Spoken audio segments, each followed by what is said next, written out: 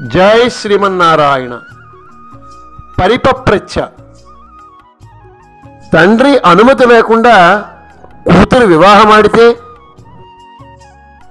రాముడు అడిగిన ప్రశ్నలకు విశ్వామిత్రుడు సమాధానాలు చెప్తూ కుసుని రెండవ కుమారుడు కుశనాభుడు ఘృతాచి అను అప్సరసును వివాహమాడి 100 మంది సుందరమైన కన్యలను కన్నాడు. సంతోషంగా ఉద్యానవనంలో విహరిస్తున్న వారందరినీ వాయుదేవుడు చూసి మోహపడి, మీరంతా నాకు భార్యలుగా ఉండండి, మీరు దేవకాంతలై శాశ్వత యవ్వనమును పొందుతారు అని అన్నాడు. దానికి వారు, వాయుదేవా,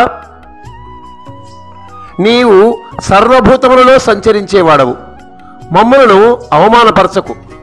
మా తపశ్శక్తితో నిన్ను పదవీ భ్రష్టుణ్ణి చేయగలం, కానీ అలా చేయం.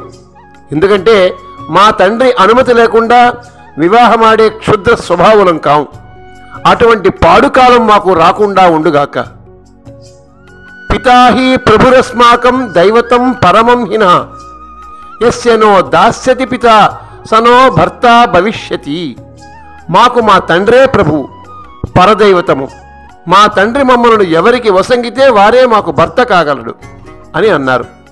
ఆ మాటలు విని తనని తిరస్కరించిన ఆ కన్యలపై వాయుదేవుడికి కోపం వచ్చింది. వారిలో గాలిని ప్రసరించకుండా చేసి పొట్టిగా వంకరగా అంగవైకల్యులుగా చేశాడు.